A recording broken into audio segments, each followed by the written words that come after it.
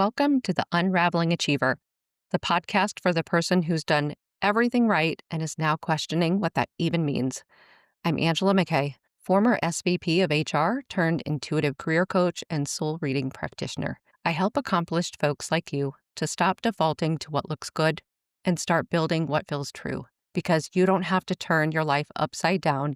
You just need to point your achiever energy toward a soul-led career and life you'll love. Every episode, I tune into the energy of what's showing up for my clients and community and share what needs to be heard. No bypassing the mess. Just honest guidance for the unraveling that changes everything. Let's get into it. You know that feeling when you've had a full night's sleep, but still you wake up exhausted?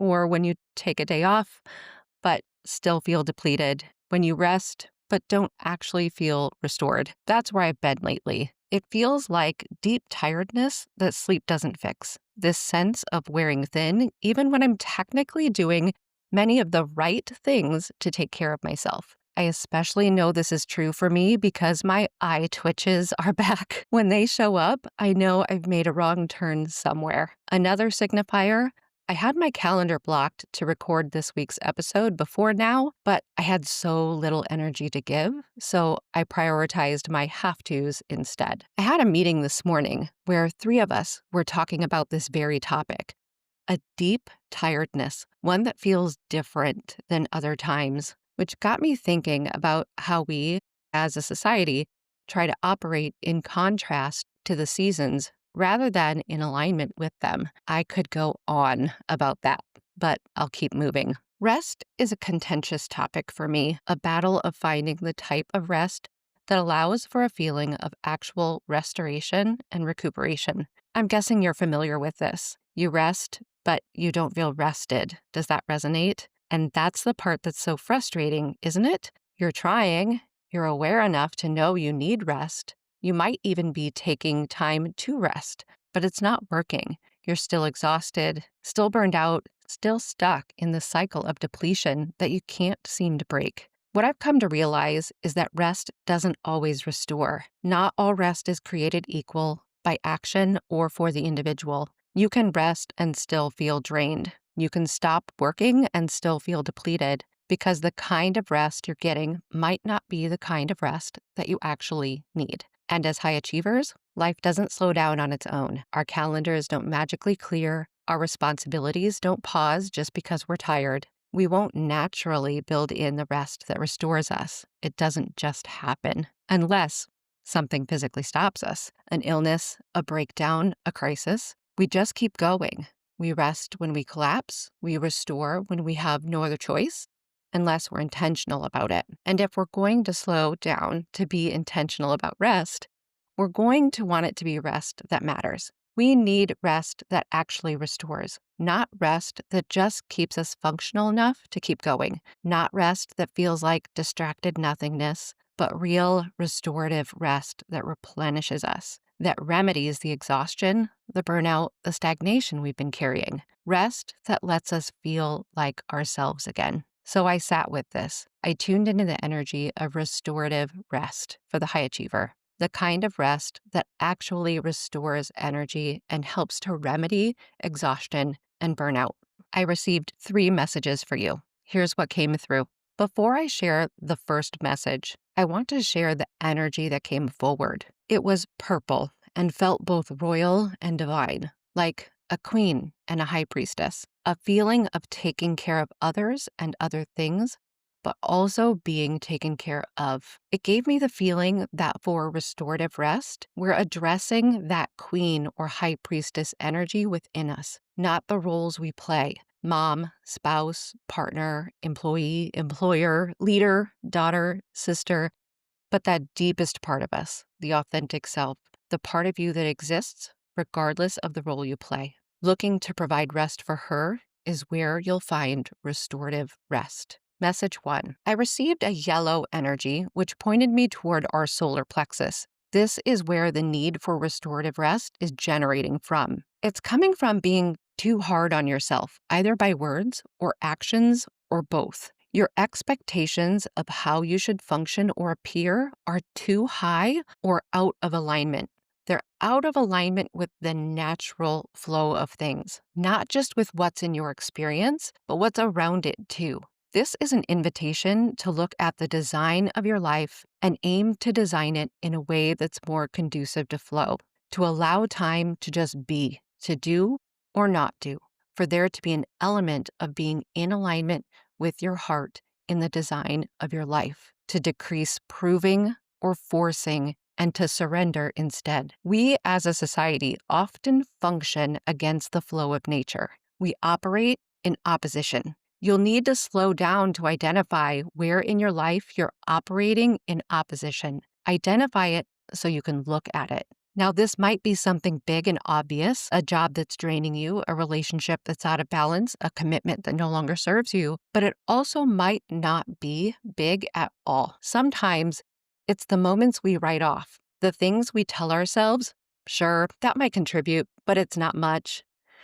The extra scroll through social media before bed, the yes when you wanted to say no, the skipping lunch because there's too much to do, the staying up late to finish one more thing. Those add up to something. Those small moments of operating against your natural flow, they compound and they drain you just as much as the big things do. This one hits home a bit for me. Very, very recently, I lost my grandmother. I've been blessed to have and know all my grandmothers and great-grandmothers, so truly blessed. Still, losing her is tough. I understand the flow of life, and again, I know I'm blessed, but still, it's heart-level hurt, which is one of the toughest. To add, bad weather prevented me from attending her service. While I'm at peace with her passing, I never imagined I wouldn't be at her service. And I was pretty sad to not gather with family, which is a natural part of the grieving process. In this first message, I can see how the news of my grandmother, the grief of losing her, the grief of not gathering with family, alongside the thought that I can just keep moving on because I rationally understand it, it's compounding in my energy and draining it. And I can see how a day off wouldn't do the trick to restore that kind of energy. However, if I didn't slow down to see that, I'd just keep moving on, doing what I need to do because I can, never addressing the root and honoring it. It would just stay in my mind and body and likely continue to get my attention outside of tiredness. Message number 2, restorative rest identified itself as the process of stepping outside of your norm, your day-to-day productive routine and obligations. It also requires that you take into account what your heart wants and what your mind and body need. I'll give a personal example: exercise. It's been something I've traditionally been pretty diligent and disciplined about, but for a stretch of time, I've gotten sporadic about it. Less routine, less predictable. Sometimes when my body is tired, I assume it needs rest. Or because I have so much to do, I skip my workout to get on with my day. However, the short-term need I perceive doesn't support the long-term desire I have. Often in those moments, my mind and body both need the movement for my long-term health and feeling of restoration. The exercise, while I wouldn't normally see it as restorative rest, it is because it's what I'm giving to myself. It's taking me out of my obligations. It helps me to feel good, energized, strong, calm, and steady, restored. It helps me to process, to move emotions and toxicity out of my body and to feel clear. With that, while not traditionally seen as rest, it's the restoration that I need. And to emphasize, that's true for me. It's not universal. It's going to be different from person to person.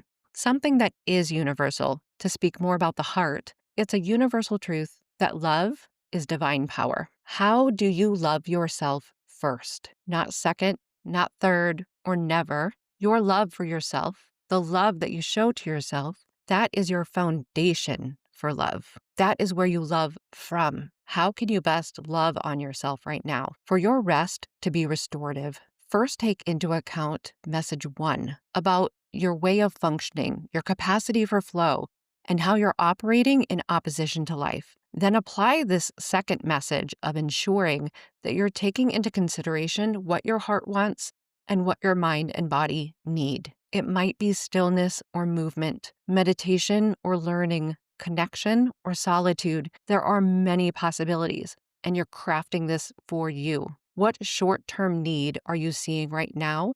And what long-term desire do you want to honor? What will help you hear yourself think and tune into your body to feel yourself feel? Message 3. Message 3 builds on 1 and 2. I saw the image of an older woman. She was calm, peaceful, understanding, aware, and honoring of herself and her environment. She was at peace, rested, happy, calm. She has learned the balance, the ebb and flow. She does not force. Yes, sometimes more energy is needed and expended than at other times, but she knows the beginning and the end of that time period. And rather than allowing it to bleed into the next and then accepting that that's just the way it is, she defines the time period and adjusts to maintain a balance to both ebb and flow. Her guidance for us: start with a moment, but understand that you need moments, plural. That one moment will not be long-term restorative. The intention of and dedication to rest is what will make it restorative rest. An example to illustrate this: let's say you're hungry and someone gives you a snack bar. It will help, but it won't satiate. Also, in this scenario, you're unsure when you might get something else to eat. You will continue to feel hungry and stressed. But if you know when you can and will eat again and what it will be, the edge of your hunger will lessen and your stress will reduce. Your fulfillment will go up and your satiation will be satisfied based on the plan to eat. So now let's apply that idea to rest. It's the same idea. A moment versus a plan, a routine, a rhythm. Your intention and plan to rest is what helps it to be restorative. Rather than single one-off moments like an afternoon off of work carrying the weight of restoration, an intentional plan carries the weight.